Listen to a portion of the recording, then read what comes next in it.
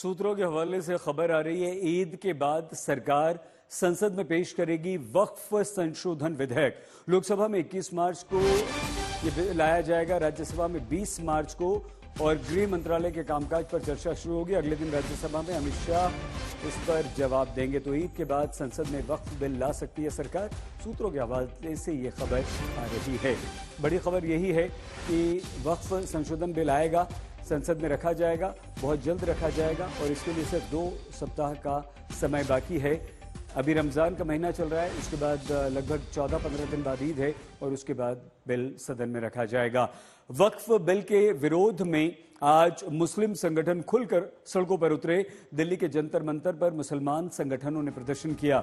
असदुद्दीन ओवैसी, जियाउर रहमान बर्ग, इमरान मसूद जैसे अलग अलग राजनीतिक दलों के सांसदों ने प्रदर्शन में हिस्सा लिया। वक्फ का विरोध कर रहे थे, इस बिल का विरोध कर रहे थे। जवाब में हिंदू संगठनों ने भी सड़कों पर उतरकर वक्फ के इस बिल का समर्थन किया।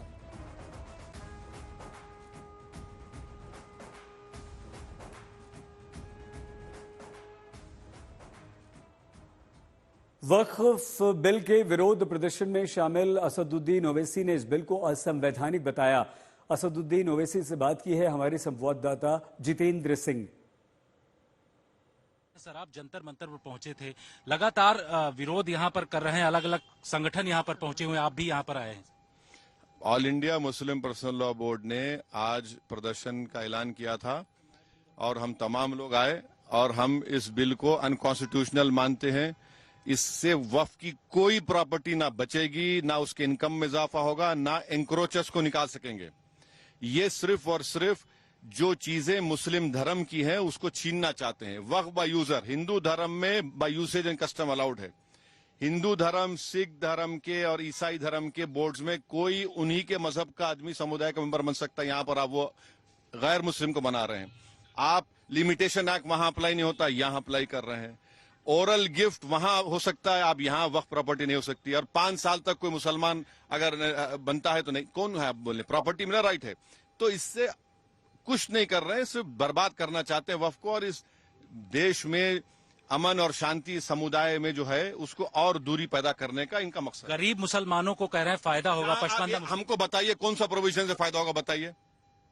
इनकम जो पहले 7% देते थे उसको आपने और कम कर दिया वक्फ की प्रॉपर्टी, तो कौन सा गरीब को फायदा हो रहा है, बताइए।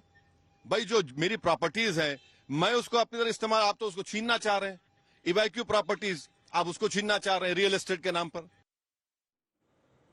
समाजवादी पार्टी और कांग्रेस की ओर से भी वक्फ बिल का जोरदार विरोध किया गया है। जियाउर रहमान बर्ग और इमरान मसूद को आप सुनिए।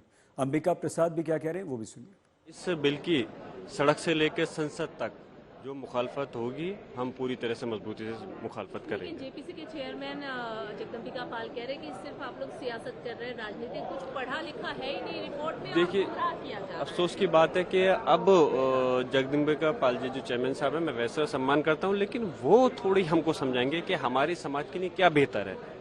अब अगर मैं उनसे कहने लगूं कि उनके समाज के लिए क्या बेहतर है, तो ये चीज तो अजीब टाइप की बात होती है। अरे क्या हमारे लिए जो बेहतर है, जबरदस्ती बिल को थोपने का क्यों काम सरकार कर रही है, क्यों हठधर्मी पे अड़ी हुई है। ये जबरदस्ती बिल नहीं थोपना चाहिए। ये जब पूरे समाज के खिलाफ है और एक हिंदुस्तान के अंदर एक विवाद नए को जन्म दे रहा है, जिससे विकास को हटा करके आपस में एक नया इख्तलाफ पैदा हो रहा है, इसके हम पूरी तरह से पूरी तरह से मजम्मत करते हैं और इस बिल की मुखालफत करेंगे। मुसलमानों का एक बहुत बड़ा इशू है ये, और इस इशू से हम लोग अनदेखी थोड़ी ना कर सकते। हम लोग सर ने पहले कहा था कि हम पार्लियामेंट से लेकर के सड़क तक सब जगह लड़ाई लड़ेंगे। आपने डिसेंट नोट भी दिया था, मुझे ध्यान है, सारे विपक्ष के जो सांसद हैं उसको भी पहले सरकार ने मना किया कि हम उसको नोट नहीं करेंगे, फिर रिकॉर्ड पे लिया गया। आपको लगता है कि इस प्रकार के जो मुजाहरे हैं, प्रदर्शन है, उसका सरकार पर कुछ असर पड़ेगा? देखिए, हमारा काम करना है, असर पड़ना ना पड़ना तो ये तो उनका काम है। हम तो अपना काम करेंगे। हम कानूनी पेचीदगी भी देखेंगे कि किस प्रकार से हम लोग इसके अंदर, चूंकि ये पूरी तरीके से संविधान के कुछ आर्टिकल्स के ऊपर ओवरलैपिंग है, जो मुमकिन नहीं है, ओवरलैपिंग नहीं की जा सकती। वक्फ बिल को लेकर बनाई गई जेपीसी के प्रमुख चेयरमैन जगदम्बिका पाल ने all India Muslim personal law board के विरोध प्रदर्शन पर प्रश्न उठाए। ये पूरा एक ऑर्गेनाइज्ड है। जिस तरह से पहले all India Muslim personal law board ने कहा कि हम करेंगे, अब उसमें जमायत उलमा हिंद भी है, उसमें ओवैसी की AIMIM है और तमाम ऑर्गेनाइजेशन है, और यहाँ तक कि मेंबर ऑफ पार्लियामेंट्स के भी विपक्ष को बुलाया है, उन मेंबर्स को बुलाया है जो JPC के मेंबर रहे हैं। तो मैं सवाल करना चाहता हूँ किस बात पे आज ये इकट्ठा हुए हैं, किस बात पे विरोध कर रहे हैं, जब वो एक प्रक्रिया चल रही है। हमने 428 पेज की रिपोर्ट सबमिट कर दी है। ऐसे तमाम चीज़ों पे अब कोई ऐसी गुंजाइश नहीं है।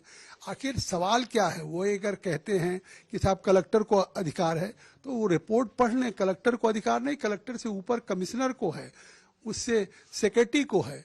कोई अगर ट्रिब्यूनल से एग्रीव्ड है तो उसको हाई कोर्ट सुप्रीम कोर्ट जाने का फैसला है। ये केवल एक सियासी तकरार है।